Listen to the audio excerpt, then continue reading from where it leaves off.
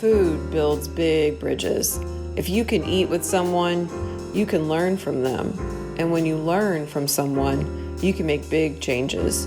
We change the course of America in this restaurant over bowls of gumbo. We can talk to each other and relate to each other when we eat together. Mrs. Leah Chase.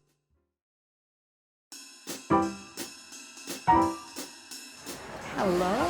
Hi. How are you? I'm Lauren Darnell. Hi, Lauren. I'm Stella Chase Reese, and it's my pleasure to meet you. It's an this honor morning. to be here. I'm so excited to be here at the legendary Dooky Chase Restaurant, as well as being in the Treme neighborhood. Oh, yes. This is where the Chase family grew up, and this is where the Chase family lives. As you can see along the wall, this is our history, and this is where my grandparents, Edgar and Emily Chase, this is where they lived, and this is where they wanted to continue to serve the community and open up their business right here in Absolutely. If Treme. these walls could talk. And you're right, because you're actually standing in the original restaurant. Oh yes, this is the Yes. original restaurant here. And so your father, Edgar Chase Edgar Jr. Chase Jr. was a musician. And correct, I know because he was a musician, he had a lot of friends.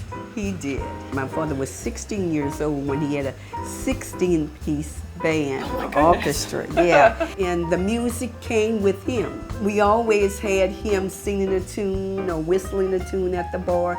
And so when the entertainers would come in, such as Ray Charles, my father would sit there and he'd say, Ray, why don't we think of this tune? Why don't we do this?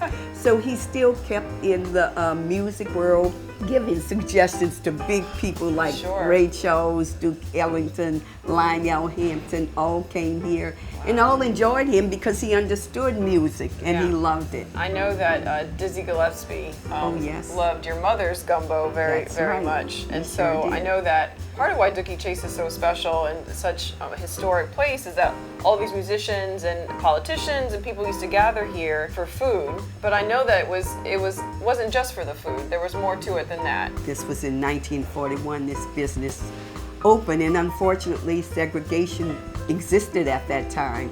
So when people would entertain, not too many other African American places were in existence, and we weren't too far down from the auditorium where they used to entertain.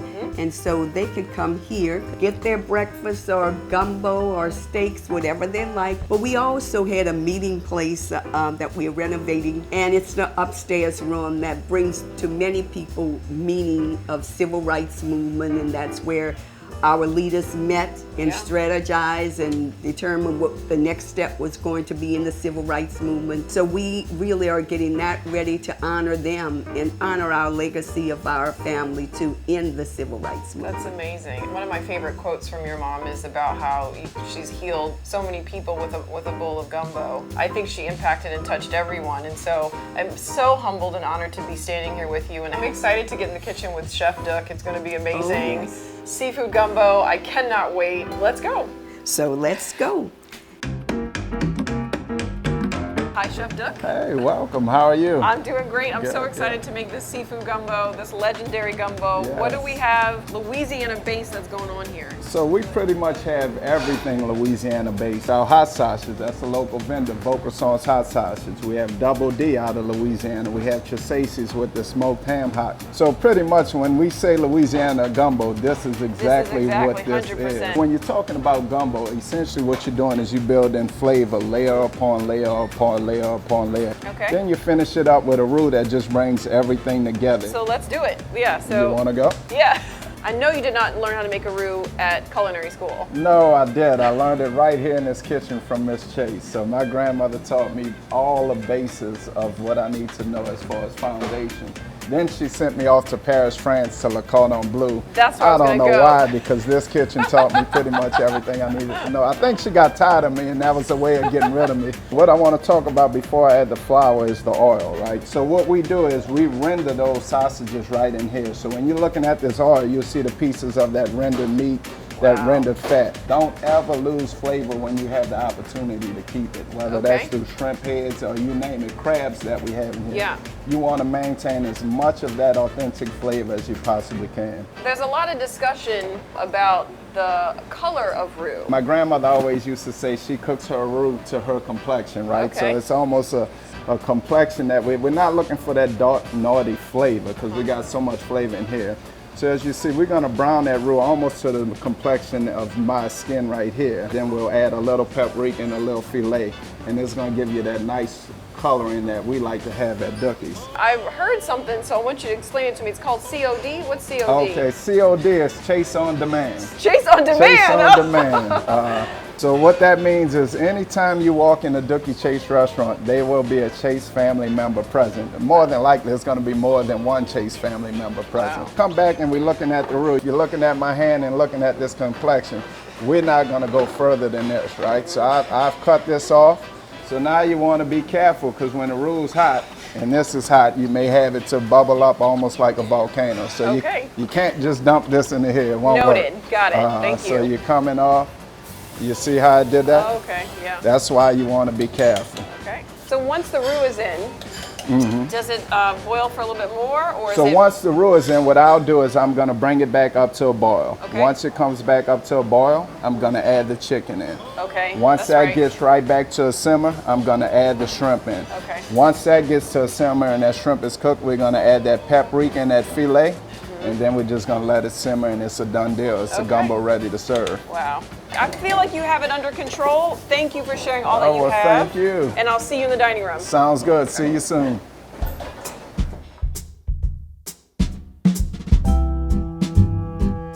Thank you for having us today. I cannot wait to eat with all of you right now, and so cheers. Cheers. Good time. Thank Yes. you. Love to eat. We do love to eat. Yes. I'm excited to hear about the foundation and the pillars of the foundation, the Chase Foundation. Would you mind sharing a little bit about Oh, that? I would love to. So we do have a foundation in honor of our parents, and it's the Leah and Edgar Dooky Chase Jr. Foundation.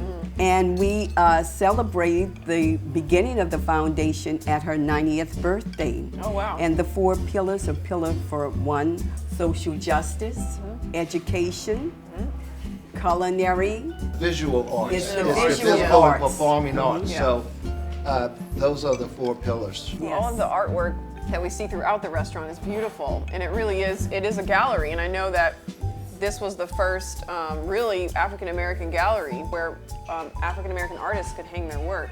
She realized that the African American artists did not have any place to display their art. So she said, as soon as we expand, I am going to put your art on my walls. And that's what happened. So it was like, build it and it will come. And just wanted to tell you why we started off with the gumbo. Yes. Mrs. Chase always wanted to start off with a cup of gumbo, and I think you mentioned it when you first came in and greeted me. It's because she thought all your problems could be solved over a cup of gumbo. So she wanted to make sure when you came in here, you left your problems behind because this gumbo was going to solve it. And hence when President Obama came, you know, Yes. that's her signature dish, the gumbo. He got it, and hopefully it helped him to solve some of his problems when he was in the presidency.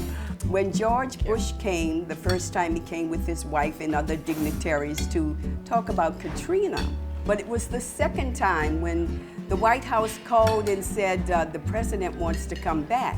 But this time he brought with him who was then the Chancellor of Canada and the President of Mexico. So I said to my mother, I said, Mother, they really believe your story that you can solve all the problems with the gumbo. She said, yes, and like if that was true, but maybe he did. And so we continue to tell that story, and any good relationships that we had with those 2 countries, we say it's all because of the gumbo Miss Chase served them at the time. I believe it. She really globally became recognized for the love of this culture and this food. But what was she like as a mom? We were very blessed to experience her as a mom growing up because she was an ideal mom. My mother was always my hero, and as a little boy, I would like to watch the Disney films, Davy Crockett, King of the Wild Frontier, and they would say how Davy Crockett could kill him a bar when he was only 3 and outdo Mike Fink. My mother could have outdone Davy Crockett and Mike Fink and all the rest put together. and Mother would be able to lay the linoleum on the floor, paint the walls of the house, clean out the gutter cans of our house. My mother could do it all, so I really admired my mother for being better than Davy Crockett. Yeah. I just am so thankful for this opportunity and this time to spend with you guys and talk about this delicious food and the culture and community. Just truly, truly humbled and honored. Thank you. Oh, and thank you. Thank you for coming here and selecting us and giving us an opportunity to share our history with everyone. We truly appreciate it.